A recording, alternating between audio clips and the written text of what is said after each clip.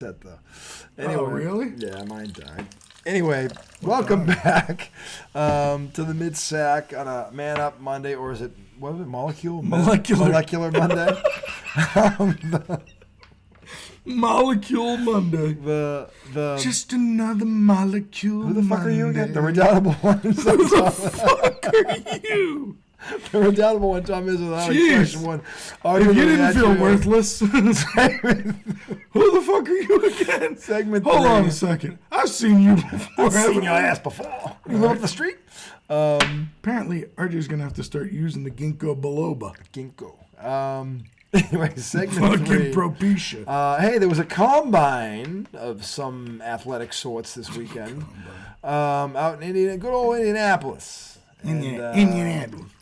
There were a lot of stories that came out of this because obviously it's a quarterback receiver driven draft.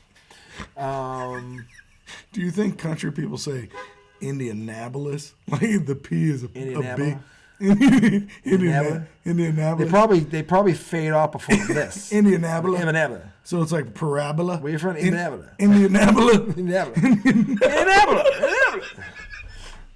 Oh, Indianapolis. No. Indianapolis. I root for the Indianapolis Colts. The Colt.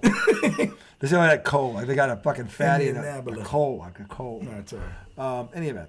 The combine was very interesting because... Actually, comment down below if your country, do you say Indianapolis? Indianapolis. What state you're in, yeah. Let us know. Let us know in the comment section because I'm curious about anybody you know say Indianapolis. Indianapolis. And if they do, now's your chance to make fun of them. Well, if it's you, go ahead. So anyway, so look, the big thing about the weekend, there was a couple of storylines. Caleb Williams bypassing the whole medical workout records. part, medical records, right? He wouldn't give his medical records? Well, he only gave them to teams in the top 10. Because in his mind, I actually don't mind. I don't think that's that big of a deal. Because he doesn't think he's not going to be there at 23. Because he's probably not going to be there at 23 unless he has some kind of an injury. Yeah. So like, why am I sharing my medical giving records with 32 teams when maybe 6 of them are going to... I don't have a problem with that. Yeah, I get that. So then that was the first red flag that got waved away. Then there was the whole, well, he wasn't working out, but he stick around. And I guess there was one story, late Saturday night, the DBs were working out. And he was there watching because one of his best friends in college was participating. There was no other QB there. He went to see his friend and support his friend. He told somebody. So that's kind of cool that he did that. So, look. There's been a lot of guys that didn't work out at the combine. No, it's not the end of the world. My thing is this. If you think he's your guy, go get him. Because, again, a lot of it is the system they're in, is the team he goes to set up to win or, to give him, not Mac Jones or what's his nuts out there in Chicago, who was set up to fail pretty much from day one also. Justin Fields, until they at least got him a receiver last year. They were 7-10. They were competitive. Yeah. So, but that's one receiver's not enough. Let's be honest. They let Montgomery go, and he went to Detroit and tore it up. They were the best. In fact, I thought they were the best 1-2 punch in the NFL. That Detroit backfield, if we're being honest. Both those guys were filthy. The rookie that you liked and Montgomery, they were both. Jameer Gibbs. Yeah, he's legit. The two of them, they were like fire and ice. They were great. So, but Chicago didn't replace him. So. They added this, but they let that go. So what did it really do for Justin Fields? But the fact that they were competitive after starting out so bad, and that tells me the kid can play. So Chicago's not trading Justin Fields or the first pick? I don't know what they're doing. They're the first, right? They're the first and the 9th. God, Carolina. Carolina fucked up royally. They did. And the thing about it is, I feel bad because that's the other situation where the QB set up to fail. Because Bryce Young, I think, can play, but he's got nothing. And he's undersized? He's got nothing to work with. If you're undersized, you got to have some people around you. If I am Carolina, whatever money I have in free agency is going to offensive linemen, and I'm drafting the best receiver on the board wherever I'm drafting, because I know they're drafting somewhere. Adam Thielen's their best receiver, right? Yeah, and he's not bad, but he's not a number one anymore. And he's on the back end of his career. Yeah, he could be a 2 maybe if you got a stud number 1, but he's not a 1. He's a strong 2 if you have a really good number 1. You need a number 1, though. And so if I'm them, it's linemen and receivers. So... And hopefully they're going to do that. But that owner's a nut job. That guy's a fucking But whack I mean, job. they lose out on the first pick in the draft. Well, if I'm them, it would have been Marvin Harrison Jr. Because they got the quarterback the year before. But they don't have a pick. They don't have a pick. So if you're Chicago... That sucks. You have to decide: do we have this guy in the room already, or do we need to, Because if you have him in the room, Trade back, right? No, you draft Marvin Harrison Jr. With the first pick of the draft. Fuck yeah, you do. He's the one can't miss pick in the whole fucking thing. He's a bigger version of his dad, who's a first ballot Hall of Famer. Yeah, you draft him because you got DJ Moore. Now you put these two together. Oh, you got something. Is that what they're going to do? They're going to go wide receiver with the If number one I pick. am them and I believe Justin Fields is my guy, that's what I do. If I don't think he's my guy, then I trade him for something else and I draft whatever quarterback up there that I think is the guy. Caleb Williams. Yeah, if it's him. Or if it's the kid from LSU, by the way. He's going up a lot of people's boards. Jaden Daniels. That kid's legit. That kid is legit. So, to me, it all depends on what the team, if they think that's the guy, or if no, they got to reset the clock on this. Because they will get something for Fields. He's worth something. I heard somebody saying he's worth a second-round pick. I think he is. Yeah, he is. Absolutely. That kid. But if you're Chicago, that doesn't feel like I even think money. if you put Justin Fields. I'd hate to give him up for a second-round pick. If you put Justin Fields with that Jacksonville offense or that. Jacksonville? Yeah, I think he'd have been better with that offense than what's his name was. I do. What if you put him on the Giants? You get killed. Same thing as DJ. The line sticks. It doesn't matter who your quarterback is. And the Patriots have the same problem. You can't. This is why I'm saying draft Marvin Harrison Jr. if you're going to do that. What about like the Vikings? For who? Fields or? For Fields. If I'm Chicago, I'm not trading him in the division. No fucking way. They'll come back to bite me in the ass. It always does. You trade him to the other conference. You get him out of here. You get him in the AFC is what you do. If you're gonna. But I wonder what Field would be like with that Vikings offense. That's a good offense. Yeah, but you don't want him in your division to find out. Yeah, no doubt. No fucking way. I'm not doing that. No. What about Washington? No, Washington wouldn't do that. No, I would send him look. There's plenty of teams in the AFC that can use a quarterback, like Denver, who just dumped Russell Wilson. The Raiders. I mean, there's a lot of teams. But what's he going to do in Denver?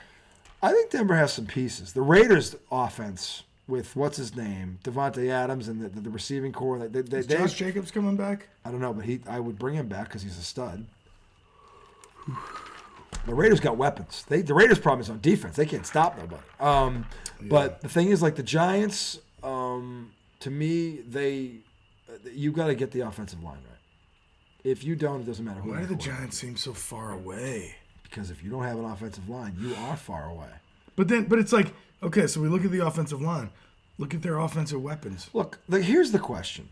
It's like, do you think? And again, we don't know football like the guys that are sitting down there taking notes on the shoe size of these fucking guys, for Christ's sake. But do you, off the top of your head, do you think there's a quarterback in this year's class that is Peyton Manning, John Elway, or Tom Brady, or guys like that, or Patrick Mahomes? You think that guy's in the first 3 picks? Because I don't. I don't know enough about these people. I think they're good, but I don't see a guy or a Josh. I don't see a guy like that or Lamar Jackson in the first 3 picks. I don't. I don't. But I didn't see Lamar Jackson. I didn't see Josh Allen. I did. Dude, Lamar Jackson. Lamar was in the ACC. He was about Louisville. to drop to the second round. Louisville. Baltimore traded up, got him with the last pick. Yeah, but I'm saying if you saw him play in college, you knew the kid had talent. The question was, could he drop You didn't back? think he'd be an MVP? No, but Not I thought he'd get drafted. Whatever Sure. happened to him. I mean, look, there's mobile quarterbacks now that are having success. It wasn't like he couldn't. I mean, there were guys before him that were having success when it wasn't like that. So it's not like he couldn't be. It really depended on who he got with. Baltimore pegged him. I'm just saying, he's won 2 league MVPs. I'm just saying, I don't know enough to look at these guys. I didn't watch enough of Jaden Daniels to know. Well, I watch SEC football every, so I've seen that. People are saying J.J. McCarthy's stock is rising. We saw Penix play 6 times. I love Penix. And to me, the only reason he's not the top pick of the draft is his durability issues. Also, the last time you saw him, he didn't look good in the championship. He wasn't terrible, but he wasn't great. He wasn't. He wasn't. Every other game we saw, he was outstanding. He was the best quarterback in the country. Yes, literally all year long. So to see him struggle a bit, it magnified it. Mm-hmm. Plus, it was on the biggest stage, and it was the best defense in the country. That's true. They did that to everybody. Because that hurt my opinion of Penix. But when you put it like that, it's well. What I said was he had 15 games, and we're looking at 1. Right. Which it's true. That's facts. And it was the best defense he saw all season. Yeah. And they had a month. By the way, they had a month to prepare for him. Yeah. A month. Okay. In the NFL, you have a week. Okay. Doesn't mean you'll start getting tapes, but you're not working on that team till that week. They had a month between games to get ready for him. Yeah. So that's the thing. And I'm not saying he didn't. He should have played better than he did, but he wasn't awful. It doesn't define him. The thing is, he was playing so high a level, it felt like he fell off a cliff. Yeah. Because he was so good. And I'm like, that was the best conference in America that last year. And he did that in that conference. But then the other part about him is like, I thought he was head and shoulders the best. Until that game. But also, it was really until that report came out about how he had like the two surgeries, the two knee surgeries, and that was like halfway through the year because I really didn't know anything about him except that every time we watched, he made an amazing throw in the fourth quarter against a big time team. Yeah, he was accurate when he had to be. And then they brought up that story about him having like two knee surgeries and transferring and almost being kind of like not going to come back, and it was like shit. People not going to draft him. The thing that about that is, though, he's had 2 consecutive years of no injuries, and he's played 2 full seasons in a row. So that's a big positive. So there's that. Yeah, this happened 3 years ago, and he's been good for 2 years. So I get the hesitancy. I certainly do. But I think that with him, it's very complicated for that reason. It's like, what data are you going to go with? The back-to-back surgeries or the 2 injury-free years he's had back-to-back. And he's looked that good doing it. So I hope that he goes to a team that's at least semi-established. I think, and he's not. Much you know what I'm saying? Well, again, I don't know what the Patriots are going to do. I do know this: they have the most cap space in the league. They are over $100 million under the cap. If your plan, this is my hope. If your plan is Marvin Harrison Jr., who to me is the plan. If you don't believe in the quarterback, it's him. It's him. So, and then you get him in the second round, Penix, and you're going to spend $100 million on that offensive line. Okay, because you get veterans in there because they've got to protect the kid. You keep Mac Jones for 1 year because you don't have to pay him another cent. You can let him go. And if the kid's not ready, he sits behind him for a year. Because listen, Mac Jones did make a Pro Bowl. Yeah. There's no other quarterback that I can say that about that's on the chopping block. He's made a Pro Bowl. None of the other ones have. So, and he's younger than most of them. So, I don't know. Or this offensive coordinator, is he evaluating and decides this kid needs to go somewhere else? He can't be rehabilitated. Talking about Mac? Yeah, Mac Jones. I don't know. I can't get much for him, right? This is the thing. He doesn't have a high trade value. You get like a 5th round pick for him or something? That's not worth it to me. No. When I can keep him on the roster, he's on a rookie contract. At worst, he's your backup quarterback. At best, your backup quarterback is a Pro Bowler in his 4th year. Yeah. That's not a bad option. Okay. There's a lot worse backups to have. There are. And there's actually some worse starters. Yeah. I love Mac Jones. Who had teams around them. Okay. And they were terrible. Okay. But I really I hope Penix, whatever situation he goes to, I hope it's not one of these shitbag teams. Yeah. Because I don't want to see him get hurt. No, I don't either. He could be a good quarterback on a good team, I think. The good news is that if he's projected to go where it sounds like, then there's a very good chance a good team is going to get him. That's all I'm saying. He's going to get a team that's competitive now and maybe even you never know. If he goes to Atlanta, okay, because they got weapons around him. Atlanta would be a good spot for him, I think. Because they need a quarterback. I thought everybody was saying that's where Fields was going to end up. If they get traded, Atlanta would be the one to trade for him. And I agree. That'd be a good spot for him, too. I think either one of them. Dude, when you think about that rushing attack with Bijan. I'm saying he could be deadly in that with offense. Bijan, Tyson Algiers, and him? Yeah, and the receiver and the tight end. And he's got weapons. Atlanta. Who's the receiver they got? I forget, but he was good last year. He's young, too. The tight end is the kid out of Florida who had a really good year this year. Kyle Pitts. He looked good this year. And again, they still don't have a quarterback. But Justin Fields, oh yeah. Or Penix in the second round. Charlie Cream's bubble teams. Oh my God. It really says Charlie Cream's bubble team. We might have to add a segment. Oh man, that's great. Charlie Cream's wet dreams. Oh man. Charlie Cream's busting at the seams.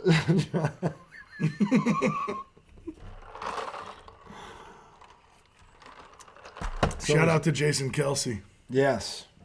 Great player. One of the greatest offensive linemen ever, a first ballot Hall of Famer. Yes. I'm trying to think of other centers on his level. The Eagles are in trouble.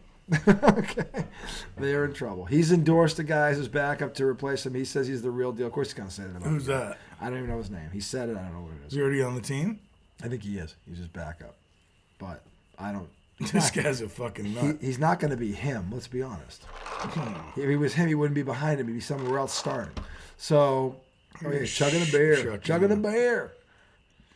Oh, yeah. That's called wet, Phillies game. Wet my whistle to winter. Oh, he plays a sax. That guy's well-rounded. Plays a sax. And I don't mean that in Scott Van Pelt is waxing poetically about him. He is. Scott Van Pelt is creaming under the table. His all-time cream teams. Scott Van Pelt's all-time cream team. Jason Kelsey's the captain. It's terrible. That is terrible. Charlie Cream's bubble teams. That is awful. What kind of fucked up candy shop is he running? I know, it sounds like Willy Wonka's fucking... Right. We're going down to Charlie Cream. Willy Wonka's wacky tobacco. Why is Charlie creaming? Yes. Could somebody answer that question for me? It's downright disgusting, absurd, and appalling. And I'm offended. Charlie, stop your creams, all right? Just show us the bubble teams. No creams needed. No creams about them bubble teams. The draft is going to be very interesting. And I think, I do, because there's a lot of, not only as receivers, there's a lot of good offensive linemen in this draft. They're saying it's very deep offensive linemen, too. So, hallelujah. Well, look at Aaron Rodgers went down because of his line. Mac Jones and Justin Fields. Aaron Rodgers went down because he didn't get rid of the ball. Because his line didn't give him 3 seconds. He should have got rid of the ball. He was still going into his drop. You understand this, right? He tried to move around. He did. He tried to skip up. He got caught from behind. See, we have conflicting thoughts on that.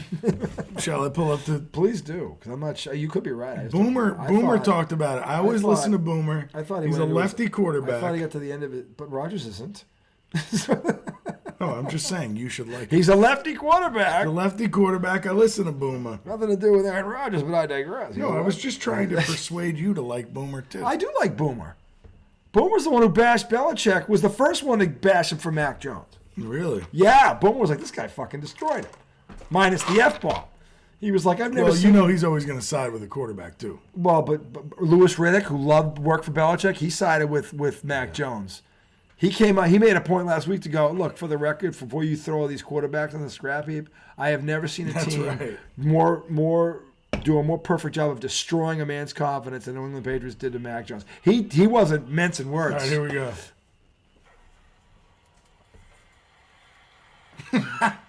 Right there. His lineman did get beat bad. His line got boat raced. He didn't even see him. He's done. But the throw was there, though. Was it? Look at the slant. Look at the top receiver on the slant. Okay. Throw the slant. Why'd he hold? Exactly. Because he wanted a bigger play, and then he tore his Achilles. Fuck you, Aaron. I mean, the slant is open. He just doesn't throw it. It's all Aaron Rodgers' fault.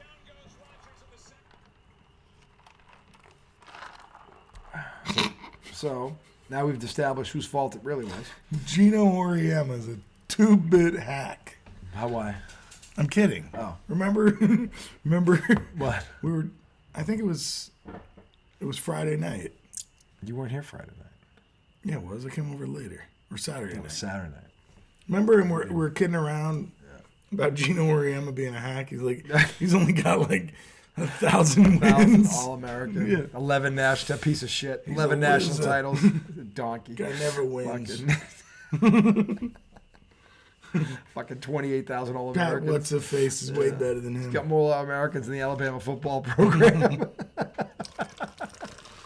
But he had that video I showed you where he was like, what? He was talking about the state of basketball. Oh, yeah. He was like, I coach my son. Yeah. And he was like, He was like, the reason we're not as good as and fundamentally sound as players in Europe is because they practice 6 days, 6 days a week. They play one game, and we play 6 games a week and practice once. And he's 100% right.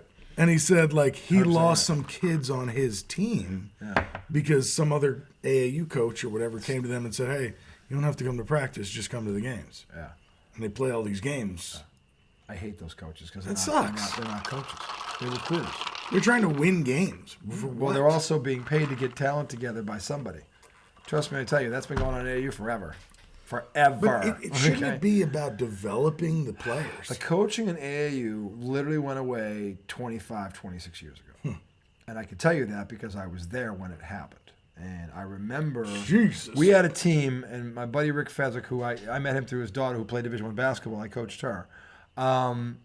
He was a great player. He played college. He was a coach. We coached together, and we took our team to the national championships. We were a team with 11 white kids, 2 of which could dunk. 2. And we qualified for the AAU national championships at 17 under. Okay? And 2 kids on the team could dunk. There wasn't a team we saw. Why were you all white kids? Because where we were was all white kids. Okay. Because we didn't have any black. Okay. I've coached this teams. Was like a Boston Red Sox situation. This was more like a Princeton situation. Like the team was like they outplayed teams because we couldn't outrun them and we couldn't outjump them. The back door? Was it all back door? Dude, the ball movement. I wish I could find the tapes on this because they were the old VHS tapes before the whole. If you saw one of our offense, you wouldn't believe that was a high school team. The way they moved and the way they cut, everything fundamentally, and they all could shoot. And we had 3 lefties in the starting lineup. 3 lefties. It was unbelievable. And we would beat these teams. That's like the Knicks. Yeah, it is. Brunson, Randall, and Hartenstein. We would beat these teams that had 5 Division I players on it. We had like 2 Division II players if we were lucky. And everybody was like, how are you doing that? I'm like, because I'm teaching them how to play. Because we can't outrun them. And we can't outjump them, so the only way to win is to outplay them. Now, here's the thing. All these other teams were doing what you were just talking about. They're playing 5-6 games a week in one practice. So we're playing for listen, now you get in a tournament, you play 3, 4, 5 games in a weekend. Yeah. But if you practice 3 times a week, which we were doing during the week, and then now your kids are ready to play. Well, for school ball, we used to practice every day. Yeah, high school ball, yeah. That was fun. But you practice 4 days a week and have 2 games. You know, you have one day off. Like Sunday would always be the day off. And but that was the thing. Like we were practicing more than AAU. That went away. That was the tournament LeBron James was in. And that was the first time, because the kids talked to each other in different states. And they were all coming back going, these guys like have one practice every week. And everybody, the parents all go, well, look at them. Do they need to practice? And then we beat them and we're like, yes, they should practice. Okay, because our parents are always like that. Our parents thought me and Rick Fezzik split the atom. Like we could outcoach anybody, and they couldn't figure out how this team with all these that weren't athletic, how could they keep beating these city teams that were so much more faster and jump higher, all this crap. And they would press us, and it would be like bing, bing, bing, bing. It was like watching the fucking Pleasantville team. We would never, and they couldn't figure it. Would drive them crazy. I love beating the press. Oh, there's nothing worse than beating it by passing. So easy. When you do it like that, it's so easy. Yeah, because they want you to dribble so they can. But if you panic, it's real hard. Yeah, but if you know it's coming and you play against it every day. If you catch the ball, turn and look. You'll always find the person. My brother Pete and I would always practice with them, and we would be the ones trapping. My brother's 6'1", I'm 6'4". So these kids are sitting in a trap with college basketball players all week long. These high school kids ain't going to do shit to them. We're 200 plus pounds. They're like 130, 150, something like that, because they're all small and quick. They're not going to phase them at all after they have me and Pete sitting in their face. And we were young in our 20s and we were in shape. So it was like, that's how we would practice. We'd prepare them for that shit.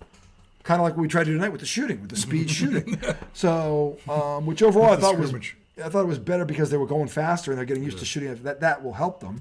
But realistically, what can you do in 2 practices? We're going to do it again on Wednesday. We'll see what happens. But that's why I implored them, hey, do this on your own time too, and you'll speed up the process. Then, of course, it's going to rain all fucking week. Of course it is, because it's a playoff week. Fucking assholes. It's like, fuck. Get outside and play. Well, I used to shoot in the rain. We'll see. But anyway. Well, you know that shit. Not with these pussies. No way. I'm not going to do it. My own son won't do that. Dad, it's raining. Not with these scrotums. Remember the scrotum. Remember what Betty White said? The scrotums. Scrotum is much weaker than the pussy. Those pussies take a pounding. Isn't that right? right? Of the great Betty White. What was his name? Cream's Dreams. What was his name there? Billy Creams? Billy Creams. Was it Billy Creams? Billy Creams' Wet Dreams. Was it? No, Charlie Creams. Charlie Creams. Charlie Creams. Charlie Creams. Busting at the seams. Charlie Creams pussy pounding memes. Like, oh my God! This is Richmond. Yep. VCU. How could you? Oh no. Did they lose? Yeah. Oh. Tough loss. Richmond has a good team. They're doing bad beats, so it must have been. Tell me they came back. No, but they fucked with the. Oh. They fucked with that. Point spread. Yeah. Oh no! Watch the clock. 12 seconds left. Oh no! They threw it away. Fouled them. Is Richmond gonna get a point? Oh no. I don't understand what the beat is here. That means that they must come back. They must. Well, they must somehow lose the by less than the 3.5. 3-point shot will get them to 2. Oh, that's what it is. It's a 3-point. Oh no! Oh no, he missed it. He missed it. Oh, that counts. But that's 3. 3.5. Oh my God! A meaningless dunk. That sucks. Padding the stats. Oh. Padding the stats. He didn't shoot it. That is a bad beat. That's a bad beat. Depending on what end of it you're on. I mean, if you're on the other end of it, you love it. Yeah. Wow, that's a somebody got porked on that one. So VCU was -3. So VCU needed to win by 4. Or Richmond needed to win by 3. 3? Well, they were 3.5. So they needed to They lose. they needed to lose. No. I don't even know how it works. Richmond was favored by 3.5. No, it said VCU -3.5. Plus the VCU plus 3.5. The game was in Richmond. Why was It said minus 3.5 means you're fired. I mean, you're favored. That's what it said.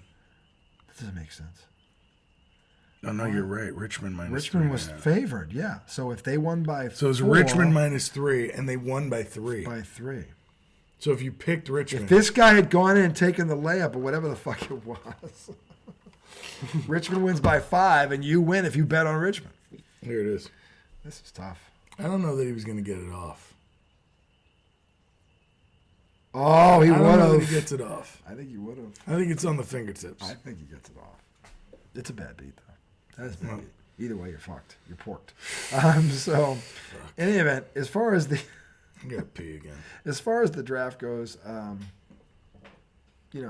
if it's not a quarterback, there's plenty of receivers, plenty of linemen. Here's another bad beat on the over-under. This guy. Princeton. We were just talking about Princeton. 29 seconds left. Cornell. 21-5. Dude, look at their records. These teams are good. Look at the over-under. Oh, 155 to 150? 155.5. There's 30 seconds left. Somebody hits a 3 here and fucks this whole thing up. Princeton down up 3 with the ball. Oh, they do the second. Oh, no, pass. They had to foul him. Oh, he mugged him. What is that guy's hair going on? I don't know. Messed up. Is that a birthmark or a cupping mark? Casey was grossed out by DiVincenzo's cupping marks all over his body. Have you seen that on the players that do that cupping thing? I don't think like so. They suck their skin up. Why? It's something about the muscles. But they have, look at some of the guys. They have like these round, like red circles all over their shoulders and their arms. It's from this thing called cupping. What is that supposed to do? No clue. I'm sure it helps him. This guy can't hit a free throw to save his life. It's the hair. The fucking mop he's got. He's yelling. The coach is going, what the fuck is wrong 1, with you? You're a donkey. 2, cut that hair. He's going to miss again? Oh, he made it. Made that one. All right, so now it's at 153. Over-under is 155.5. Bet he hits a 5. There's 4.5 seconds hits left. A 3 right here. No way. Bang. Yikes. Puts him over 156. Oh, my God. That's a burn. Why do they even shoot that? I don't. Well, I mean, I guess. Somebody.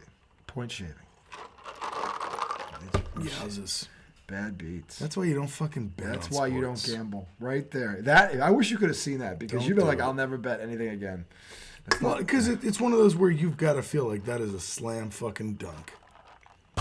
At some point in that game, you go, we got this. I mean, I tend to. The most popular spread in all of gambling is 3.5 points. Why would you bet on anything that's 3.5 points? You're gonna It's a coin you're, flip. you're getting fucked. It's like you're not betting on that. Here's another one.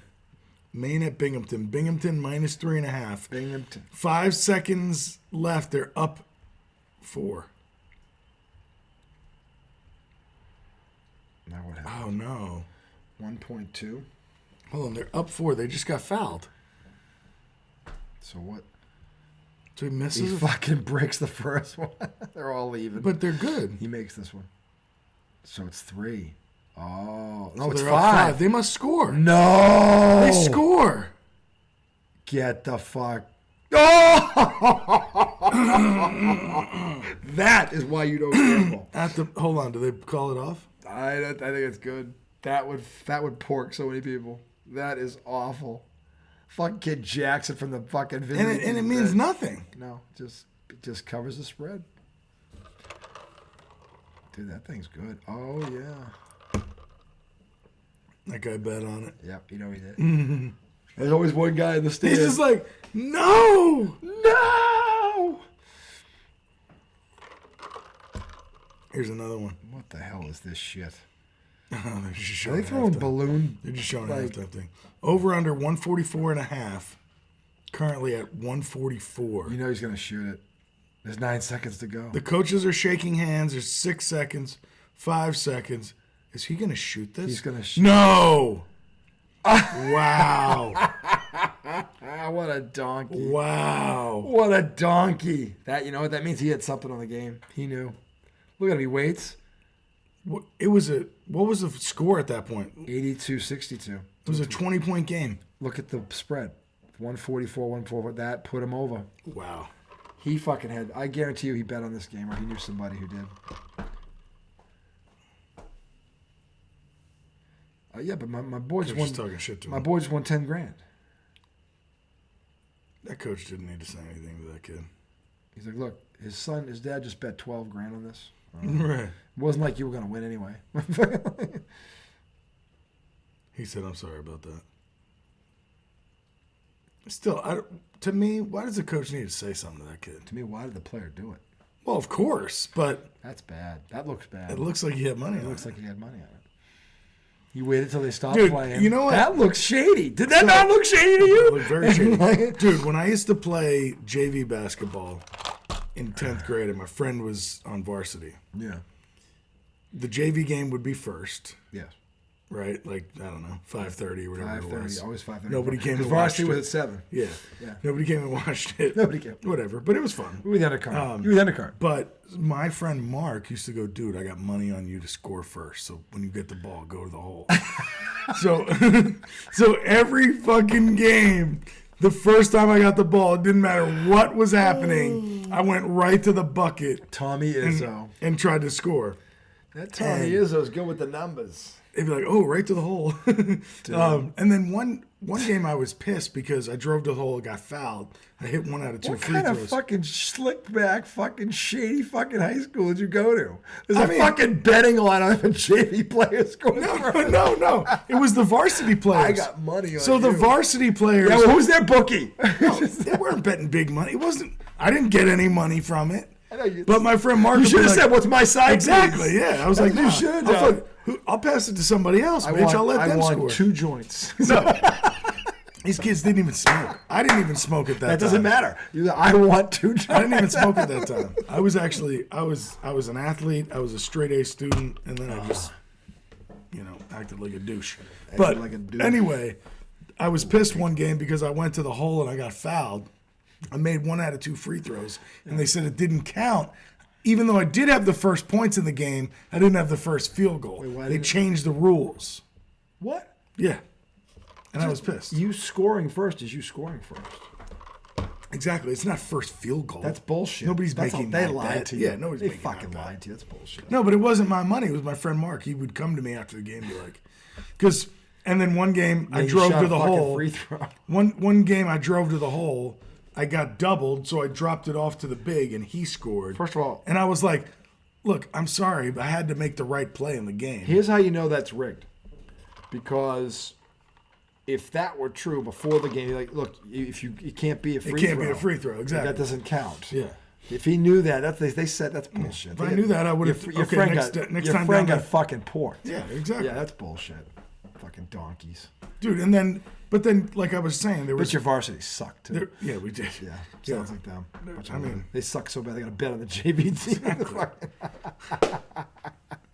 But it was fun for me because I would be like, yeah, for you it is, but that just shows their donkishness.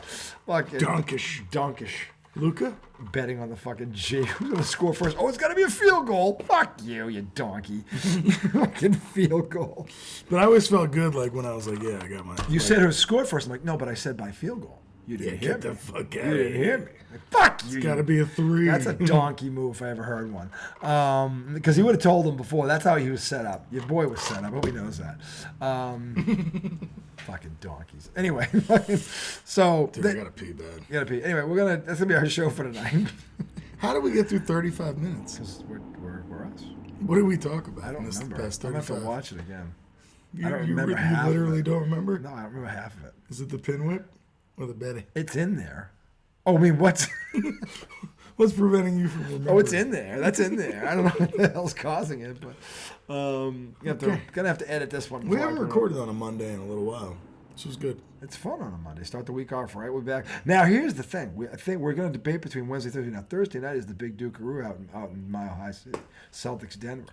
So, I don't know what he's doing Thursday. We should do Thursday. I think Thursday might be a nice night to do this.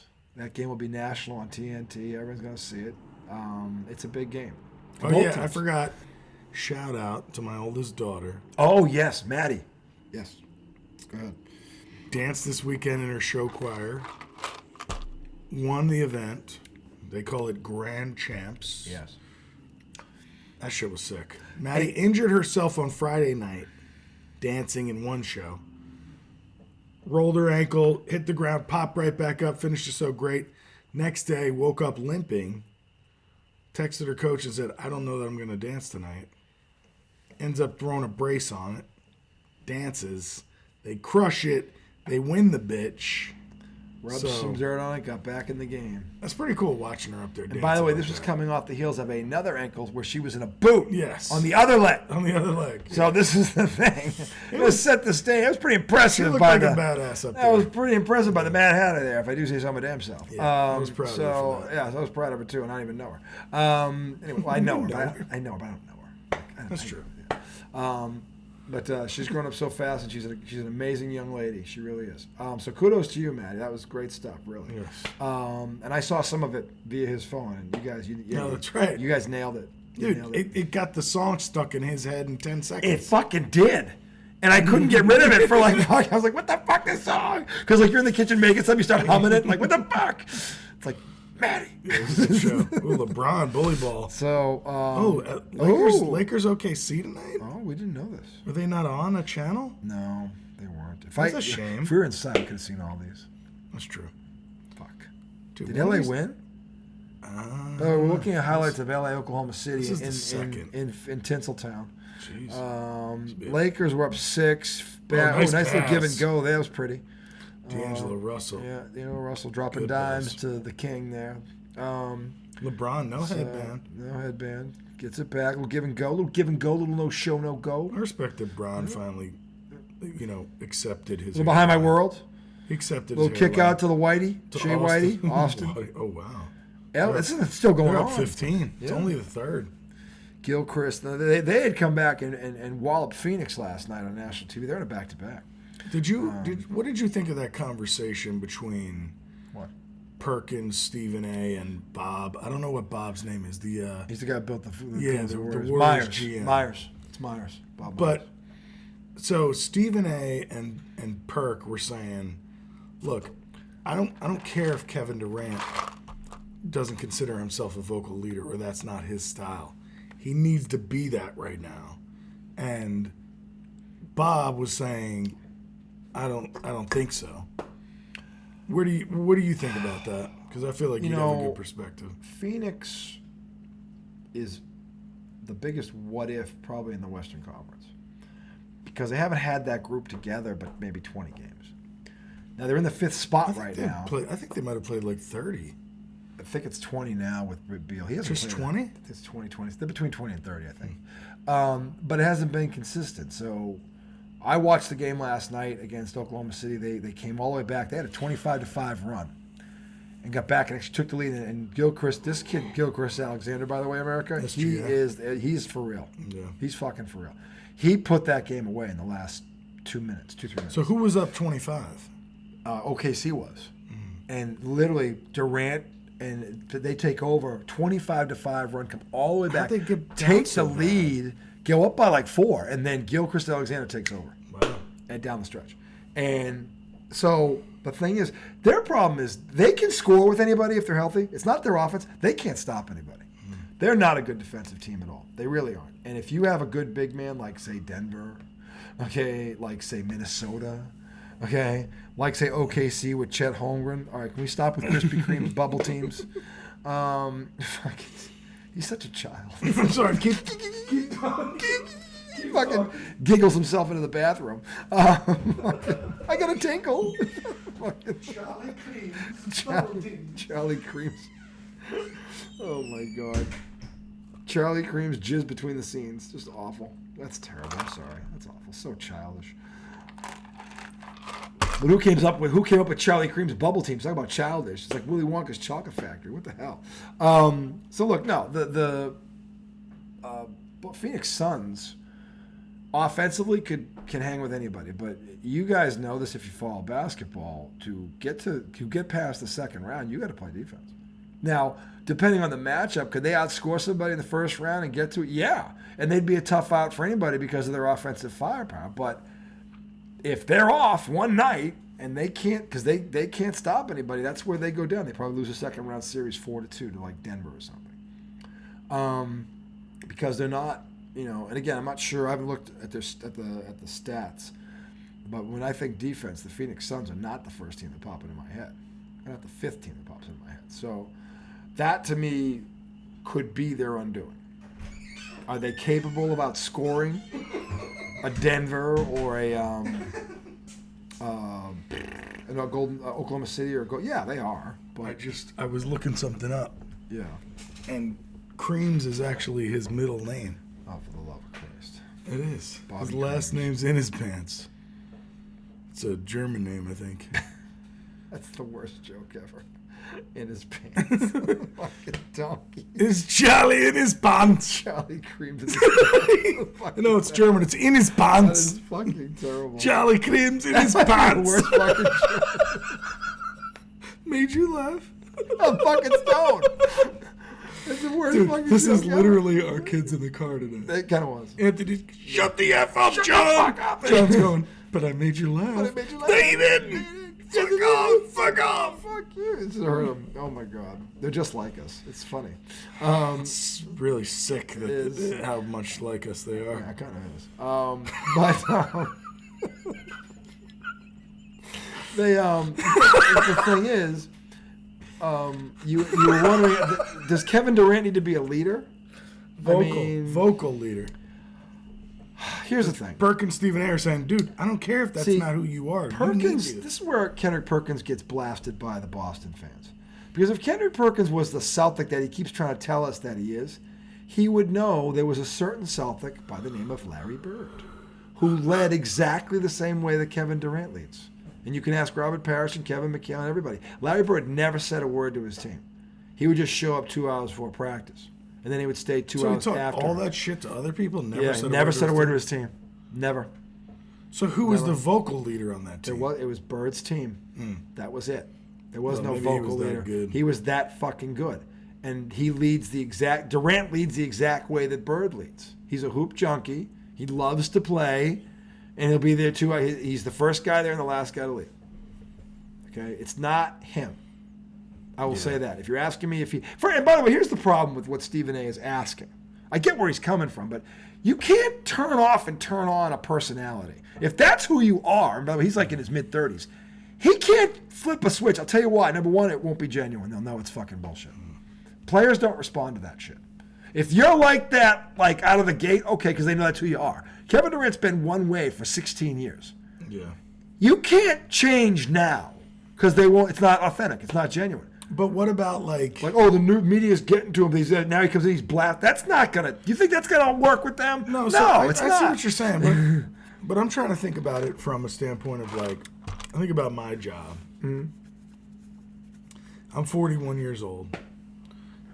If my job now requires me to add a new skill, okay, like, and I don't, take any skill in your job. Let's say you do something. Now I like presenting. I like talking in front of people. Okay, I didn't always, but let's say you don't like talking in front of people, right? And your job comes to you and says, hey, for this next project, like, we're gonna need you to kind of present. Do a presentation in front of the board. Right, be the face of this project. Yeah. And we're probably going to start giving you more projects like this. Okay? So, like, but you hate presenting, right? But you're probably going to, I don't know, take some classes, you're going to read, you're going to, you're going to do things to help you build that skill because that's what the business needs right now. Public speaking. So is there something to be said for, now, I'm not equating public speaking with, coaching your team and being that vocal leader, but could they ask him to do that? Like, or you just think somebody else needs to? I don't know that they are. All I know is that what Kendrick Perkins and Stephen A. Smith seem to think the missing ingredient here is his attitude, or he has to start having one, like a Jordan or a Kobe or a guy like that. And there's more than one way to skin a cat. Yeah. Magic didn't lead like that. I mean, Magic was vocal, but he wasn't a fire and brimstone kind of guy. That was Jordan. Well, look at the Nuggets last year. Jokic? He's not like that. Not at all. No, you don't have to. I'm not saying. Look, I'm not in the locker room, so I can't. Anything I say about this is going to be an uneducated. It's an outside perspective. Yeah. All I know is he has had success doing it the way he's done it. Because we can talk about Steph Curry and Klay Thompson all we want. The Finals MVP for both of you was Kevin Durant. He was the best player on that team, and everybody knows it, including Steph Curry. So, my opinion, he should have never left. Okay, but he had to prove that. Well, that was the first thing. But if you're there, just stay there. I'd rather you just stay there. It was weird that he left. Well, because he got tired of hearing he jumped to a super team, then he goes and tries to create. But then he went to another one. He tried it, and now he's on another one. Yeah, I know. And I wouldn't call Phoenix a super team, but I mean they've got talent. But do they fall? I mean, when you think of those three guys, just as good as the Nets, right? Well, as much of a super team as the Nets. What I would say, well, here's the thing about Devin Booker and KD is Devin Booker top tier. Devin Booker doesn't have a ring. Devin Booker doesn't have an MVP award. Kyrie Irving had a ring. James Harden had a league MVP award. That team stars wise, it's got more star power. But no doubt. I mean, because Bradley Beal he just scores points. He doesn't want anything. Neither one of those teams is better than the Warriors. No, but I'm saying Steph Curry. Or that OKC Steph Curry has won 4 titles not leading that way. That's true. So Kevin Durant doesn't have to change. Kawhi Leonard won a title like that. Yeah. So to me, the majority of these guys are more like Bird used to be. They're silent leaders. They lead by example. They don't get in people's face. Who are the vocal leaders that have won? Jordan is the big one. Kobe is another one. So those two. Anybody else along the way? I mean, the Pistons were Isaiah, very vocal. Well, the thing about the Pistons was it was Isaiah's team. But Isaiah wasn't the guy getting in your face. Everybody was kind of. They were all like that. I mean, even like the Pistons of the 2000s. Yeah. They were all kind of just tough. I mean, Rasheed Wallace had a big mouth, but was he the vocal? No, he wasn't acting dude in the locker room. He was just very talented. Chauncey Billups might have been. The leader of that team. So I don't think Durant has to change who he is. The Phoenix Suns and the coach is Vogel, right? But the guy he's the coach. Right? He's known as a defensive coach. They've got to start stopping people. Well, I mean, he used to coach in Indiana, and Indy was tough. They were tough, and he won a title with LA. Now it was in the bubble, but he was there, and defensively they were good. So Indy was very good on defense when he was there. Indianapolis. Indianapolis. So he has to get back to his coaching style. Because obviously they can score points. That's not their problem in life. You got to establish an attitude on defense, or it's got to become a priority, which doesn't look like it is. Yeah. So Kevin Durant changing his attitude isn't going to change that. And again, I don't think it will work because Kevin Durant has been the same way for 15 years. And they will see right through that. No, you think, and look, if you want to say, well, there's going to be a guy in that locker room that needs to be that way, okay, well, who is that guy? Who is it? Because Draymond Green does that for Golden State, apparently. So who is that guy in the locker room? Like Marcus Smart. Marcus Smart was like that for Boston when he was there. I don't know. But you can't ask a guy, a 16-year vet, to suddenly change his personality. It doesn't work. Doesn't work. It's just not genuine. The players are not going to respond to it because they know that's not who he is. If he suddenly turns into Michael Jordan, now they're going to fucking respond to him. And they're like, no. Like, fuck you. Yeah, I mean, it's hard to argue with that. So,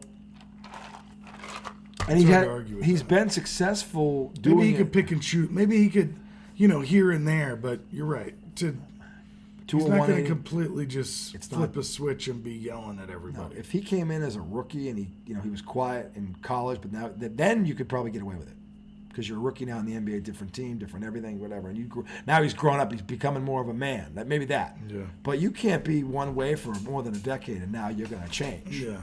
With 20 games to go in a season, fuck no. But also, like, as the best player on a team, like, your voice carries weight. Sometimes you got to look at everybody and, you know what I'm saying? Does that mean he can't say something? No, he can. Right. It's all in how he says it. Yeah. He can say it, and it can mean something if he's true to his personality. Mm-hmm. That will ring true. Right. Yes, you're right. He's got to be. He could do that. He can't go in there like Draymond and start slugging people. No, you can't do that. And that's why, for me, if Draymond's still the accountability protector, that's a core problem because that guy can't. That dude doesn't hold himself accountable. No. You can't be that guy unless you are that guy. Right. Meaning you lead by example first, exactly. And then you can say that to other people because your resume is squeaky clean. When you when you drop a younger teammate who's nowhere near your level, $30 million in fines. $30 million in fines. I still never get over him knocking out Jordan. No, they were never the same again. That team has not been the same since it happened. He sank that team. He sank that team, and no one wants to admit it, but he did. And then they paid him. They paid him for what he already did, which was a mistake. After he knocked out a teammate. This is what Belichick was very good at. You don't shell out money for what someone's already done. You do it for what you think they're going to do. That's how you pay them. Not for something they already did. You already paid him for that. But also, it's like, yeah, because this is his, third contract? Or second? I think it's his third. Yeah, because he has rookie deal, and this is his third. Right, this is his third contract. Yeah, third contract. You're right. Yeah. So he knocks out a young and up-and-coming player. Who they also just paid, and he was 24, coming off a good postseason run. Yeah, come on back. Yeah. And he knocks him out. Fucking destroys the locker room, basically. Yeah. Because everybody doesn't know what the fuck to do now.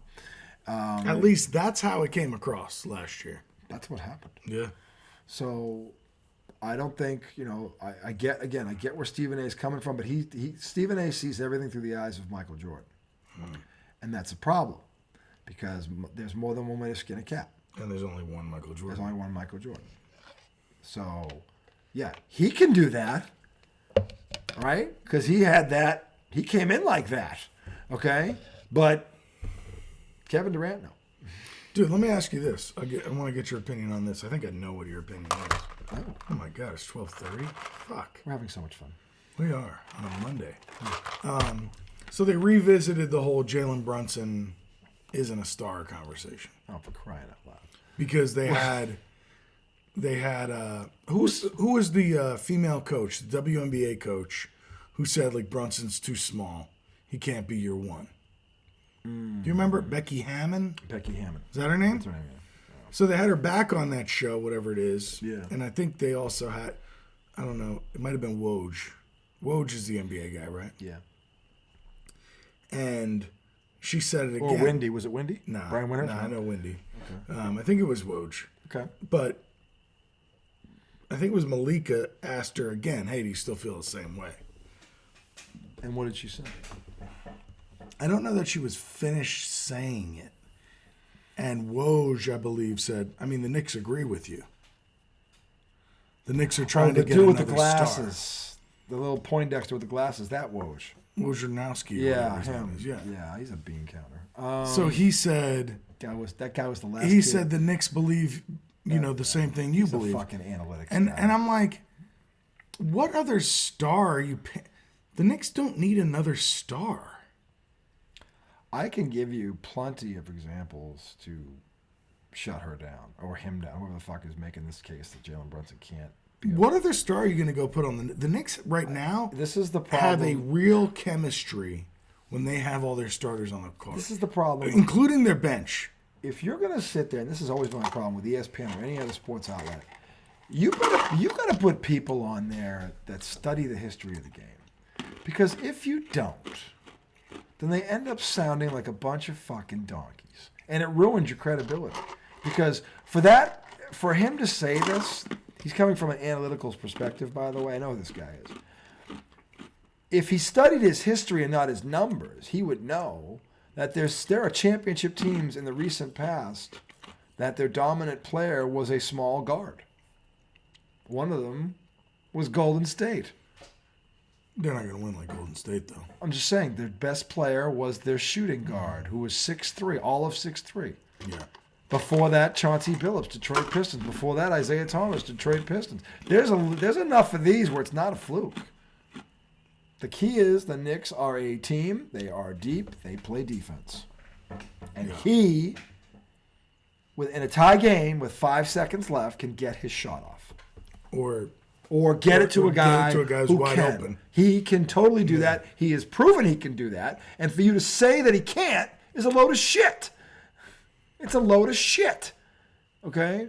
So and again. Hold on, you gotta watch this. Oh, what happened? They're going at it. This is a Mets spring training game. Oh, of course. And Keith Hernandez starts commenting. Best available video. This happens Let's Sunday. turn it up, America. It's hilarious. I hope they show Keith. Spring training games. Any parent out there can relate. Keith, to Ron, this and scene. Gary talking about this. If you have 2 young sons, as I do, Scott Van Pelt's not going to shut up. Let the announcers talk it.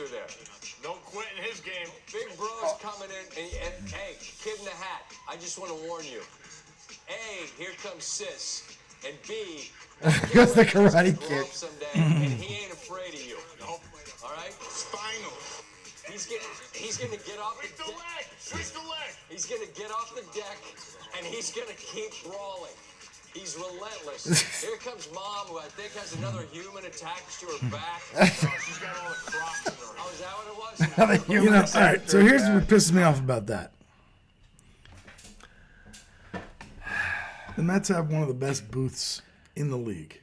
Gary Cohen, Ron Darling, Keith Hernandez. 2 86 World Series Mets. And Gary Cohen, who is a lifelong Mets fan. Best booth in the game. And they gave play-by-play of that entire thing. And Scott Van Pelt and this other fucking guy that does the bad beats had to fucking talk over it. These two donkeys fucked the whole thing up. I mean, power move by putting the clip on there because I saw that clip a day or so ago. I love that you brought it in there, but They try to Let give it you, play. They try to give you their rendition. Let of it play. which was not nearly the gold that No. the original was. So dude, Keith Hernandez just running his mouth on a baseball broadcast is pure gold. you ever heard Jerry Remy? Probably. He's second. He was on that '86 team that lost. Second baseman. That era, those guys on broadcast. Jerry Remy is one of the best. Everyone he gets awards for this he's one of the best in all of baseball, and he's like that, because everything out of his fucking mouth is a nugget. It literally is a fucking holy nugget because he's talking from the perspective of that. And he's never arrogant about it. He's just like, yeah, it was a great play here, and this is what he was looking at. And then they show the replay. Here's the thing: they show the replay as he's talking, and it makes perfect sense. Exactly. Like he fucking nails it every time. No, It's a like, good broadcast has everything. Yeah. The people who are in the van or wherever the fuck the studio filling they know when to play the clips. They're timing. They're telling them in their ear, okay, we're about to show this replay. You got your breakdown. It's go. insane. It's, a good broadcast takes a lot of fucking I'm telling effort you, and coordination. And the thing is, a mark of greatness is they make it look easy. Yeah. They really do. Because it And sounds it's like a not conversation. easy. Yeah. And it comes off sounding like a conversation. They literally get it in between the batters. Yeah. And then you're ready to, and they're right there. It's amazing how good their timing is. And it's informative. It's not bullshit. So it's like, that's, yeah. And it sounds then like. it's funny sometimes and it's entertaining. Yeah. And if they get something like these two little kids beating the shit out of each other and a random. And they just talk about it. And they talk about it. And so, especially spring training. Like, who gives a fuck about the game? No one gives a shit what's going on. Like, there was a camera on these kids for 5 minutes. That's how fucking enthralling the game was. Like, what's going on out there in right center? A bunch of fucking double A and triple A guys out there. Nobody gives a fuck. Who gives a fuck about the bullpen? Fuck that. Look at these two kids like that. Like, so. You got the fucking Durham Bulls closer out there.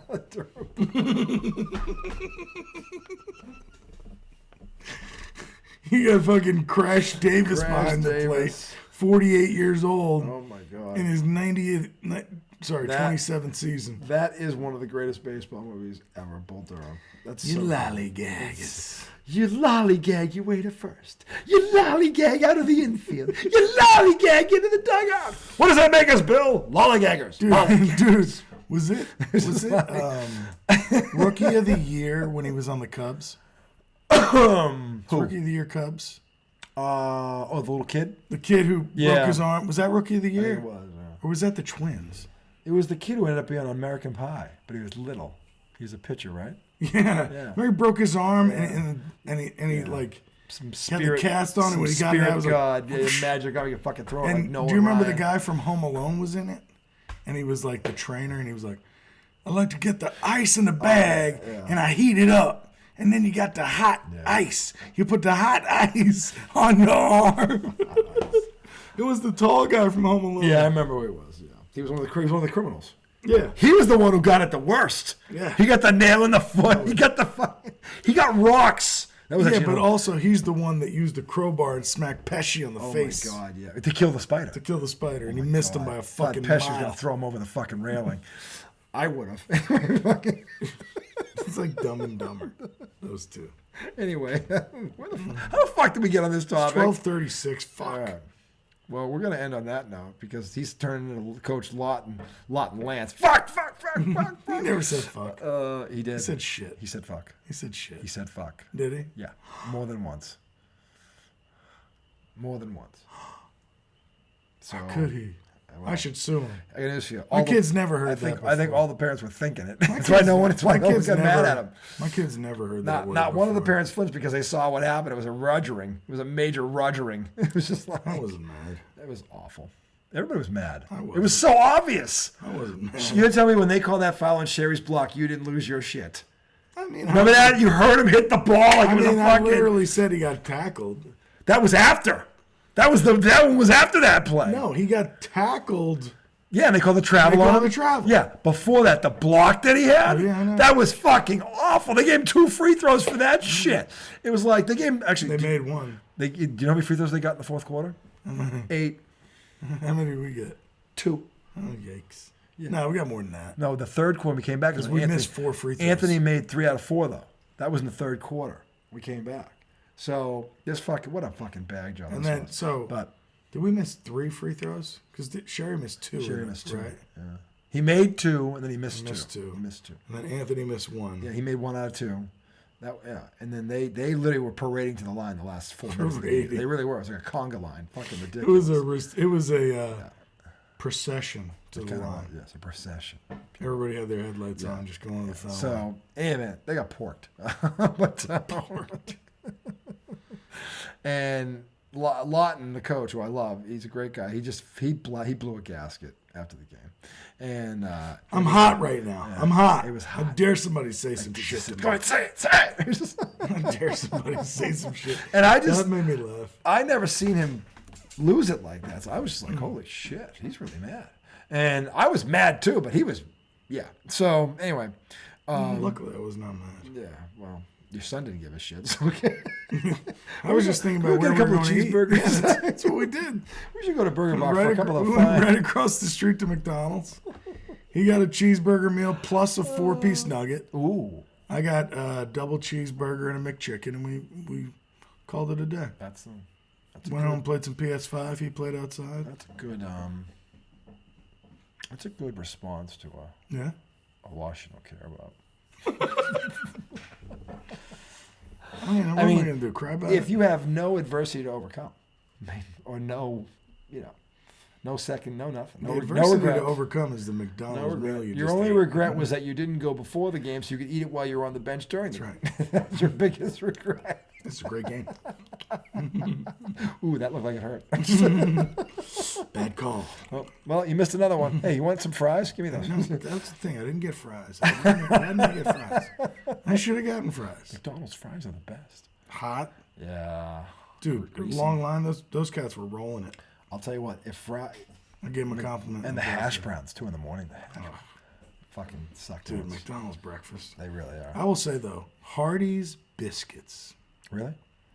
If you have not had a Hardee's breakfast biscuit, What's in it or on it? What is it? I mean, it's like a country biscuit. Okay. So you could get a Do they put something bacon, in? egg, and cheese if you want. Yeah. But I'm telling you, if you just get their biscuit, they are homemade. And there's nothing in it? Just butter? Right. It's just one of those. But you could get it. It's that You could get southern a crock sandwich. of butter, too. But I'm telling you, That southern crock. you eat one of their biscuits. I went with my friends one time. This was probably 4 or 5 years ago. We were on a guy's trip, and one of my friends was like, "You want to go to Hardee's for breakfast?" And I was like, "Why the fuck would I want to go to Hardee's for breakfast?" So then we go, and I eat a biscuit. Yeah. And I literally went up to the counter and I was like, "Who made these biscuits?" And they're all like, Did you pull what I think you I was pulled? like, "Who made these biscuits?" Did you pull, what's his name? Did you pull who's the dude from Stand By Me? No. I don't know. Who's the dude from, it's the guy, he plays the principal in, what is it, the school there. What's his goddamn name? Oh my God, you know the movie I'm talking Morgan about. Freeman? Morgan Freeman. He played, what's the movie? Lean on Me. Lean on Me. Were you that dude? I don't know. What You you're were talking that about. dude. He goes into he stops the. But let me finish my story first, and then tell me if it's the same. Oh, it is. You already proven it. So Go ahead. I go up to the counter and I said, "Who made these biscuits?" And they all look at me like, and they all turn and they look, and there's a guy whose head's between like the rack where you put the sandwiches on, and he's like, "I made them," and I was like, "Those are some great biscuits." And he was like, "Oh, thanks." And all of a sudden, like rainbows and shit. Well, they were all just like, I could tell they were a little relieved because they thought I was pissed. But I was just, I mean, it was such a good biscuit. I was like, somebody made these biscuits by hand. All right, so now tell me, what was Lean on Me? Did he do the same thing? He comes into a school that's like the typical downtrodden, nobody gives a fuck if they all die, that kind of shit school. And he goes in there and he turns it around. He gets them to pass this skills test so they get funding from the state. And they flunked it like 1,000 times in a row and all this shit. So he comes in and basically he's trying to change the whole. It's when he got in trouble for chaining the doors, right? Yeah. Anyway, so phlegm. Anyway, so. He catches 4 of these hooligans, he's trying to get them to, among other things, he's trying to rewrite. He wants the school song changed. It's total garbage. He doesn't like it, or he wants. This is already a completely different story. No, but hold on, let me finish.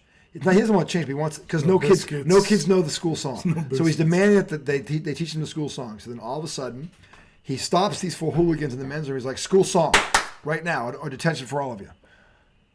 So then all of a sudden, these kids. One kid starts to sing. It's kind of like, and all of a sudden they hit the high note, and it was like Boys to Men showed up, and the fucking he's holding he's at the big microphone, and he's walking down the aisle like, "Who the fuck are you? This isn't the same 4 kids I get in trouble every day, right?" So he goes, "Who taught you that song?" And they're like, "Who told you?" And he tells him. He drags all 4 of them, walks in the class, busts the class up. The singer's like, the teacher's like. Everybody's freaking out. He's like, "Mr. Vias, I just heard something I never thought I'd hear. These children told me that you changed the school song. Who told you to change the school song?" And everybody thinks she's about to get fired. She goes, "Well, sir, the kids thought it was a little boring, that it needed a little bit more soul." So he doesn't say a word. He's like,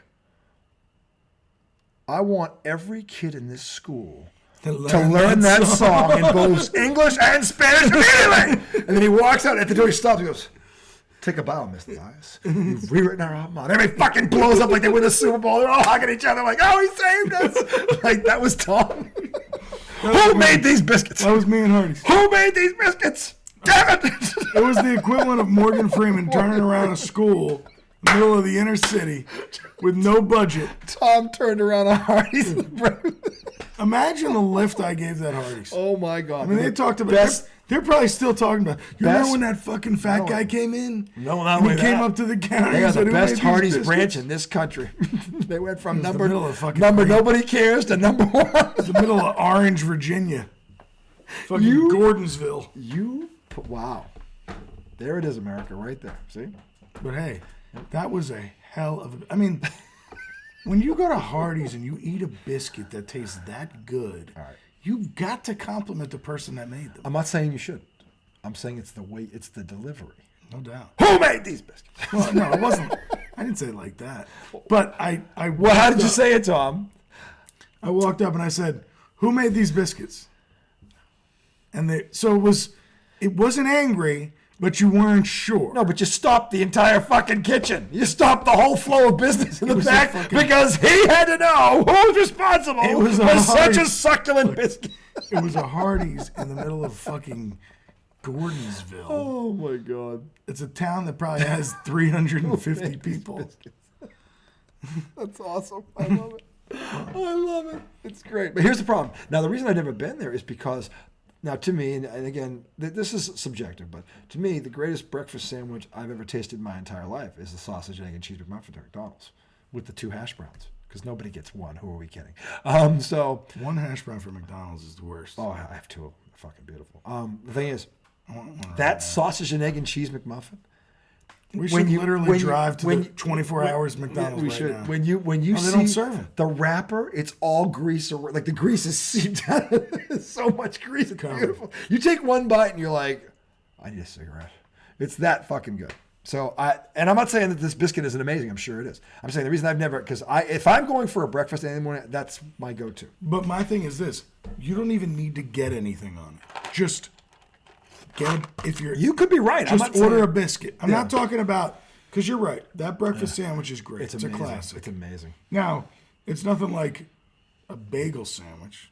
I'm not talking about a fast food sandwich. This is a New York bagel. That's You weren't at Tommy 2 times. What for you his just birthday. said is potentially the king of the fast food sandwiches. It is. I think it is. But when we're talking about a bagel shop, and the hash brown is the people's elbow. Right. It's the leg drop. It is the leg drop. It's the leg drop. But anyway, but that does not compare to like a true Long Island bagel deli sandwich. You take a Long Island bagel, throw egg, cheese, bacon on it. Little egg, cheese on one side, little cream, little schmear, little. You got yourself a breakfast. Sorry, Mickey Doodles. I'm just that miniature fucking get to them. English muffin is not coming close to that. That's not small. Yes, it is. It's just not huge compared to a New York bagel. No, because the bagel's fucking huge. Exactly. The bagel's a fucking loaf of bread. If I'm throwing in the towel. I'm throwing it all the way. The bagel is a round loaf of bread. They just cut it in half. It is worse. It's worse. It's more dense. Now, having had these bagels at his birthday, they are succulent. I can vouch for that. That's true. Those didn't even hit. I know. He downplayed him. He said, yeah, there's about a 7.5. Because they overnighted them. It wasn't the same day bagel's different than an overnighted bagel. Well, she wasn't going to get him same day from there. It wasn't Casey's fault. Yeah. I mean, that's the best you could do. They were great. They were really good. But you had to toast them. They were solid. You had to toast them. No, they were better than solid. You had to toast them to bring the perfection out in them. Well, yeah, because so I prefer a same day untoasted non-toasted bagel. That's like a sandwich. No. It's bread. No. Dude, a same day bagel. That's not toasted. The morning what do you put in it? Anything you want. You could do just cream cheese. What do you do? For me, what do you do? Just cream cheese is my favorite. A specific kind of cream cheese, or will any cream cheese do? No, I mean, if it's New York, if it's Long Island veggie cream cheese, that's the best. Okay, so you do have not go-to. Philadelphia. Like, all right, so this is cream cheese that's made in the bagel shop. Gotcha. Okay, so I love an everything bagel with veggie cream cheese. Well, what does everything bagel mean? What's it's got garlic, salt. Oh, I see. Gotcha. All the okay, I got you. So my favorite bagel of all time is an egg everything. Yeah. A little bit of a denser bagel. Yeah. Egg bagel. It's yellow. You can get an everything bagel. Now my favorite bagel nowadays in Virginia is a rosemary sea salt bagel. I like sea salt. I will vouch for Rosemary and sea salt with a heavy schmear. Not overdoing it, but heavy. From Nate's or Chewy's in Richmond. See, he's got to go to. He's got to, yeah. You're not gonna get that at McDonald's or anywhere else. No, and that's what I'm saying. So fast food sandwiches, undisputed. It's that one. With the hash brown too. Yeah, I mean, like, if you, and again, it depends on where you live, whatever the main cuisine is in your town. If it's an Italian town like mine was, we had the Franklin House of Pizza still. Good breakfast sandwich. Yeah, they did a pizza place. Yeah. They did a breakfast sandwich. Now, not in the beginning. They added it later because they started building things around, and all of a sudden these donut shops starting appearing and all this shit. Like, we got to open for breakfast. And they just decided to make a breakfast. Sorry. Had to go. You got to be shitting me. See, I should just go off the air. He doesn't care. But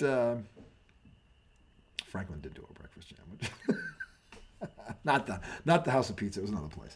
But anyway, he doesn't know that, and he doesn't need to know that. I just got the name. It was another place in Franklin. I'm trying to remember. It was a bagel shop that was really good. That opened up. But that's neither here nor there.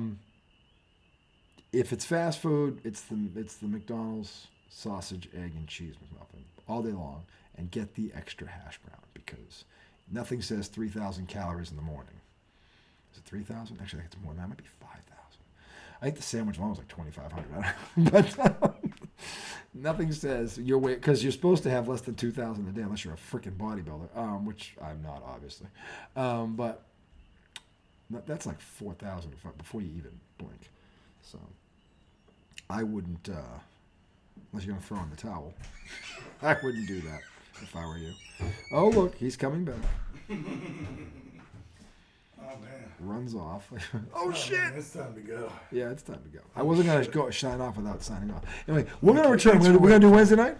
Thursday night for the game, the big game. All right, that's Boston, Denver. So we're going to watch it on this while we... Yeah. What time does it start on? I'll find out. I think it's 8 o'clock. I think it's TNT. Might be nice to actually watch it with sound and just talk. Would that be weird?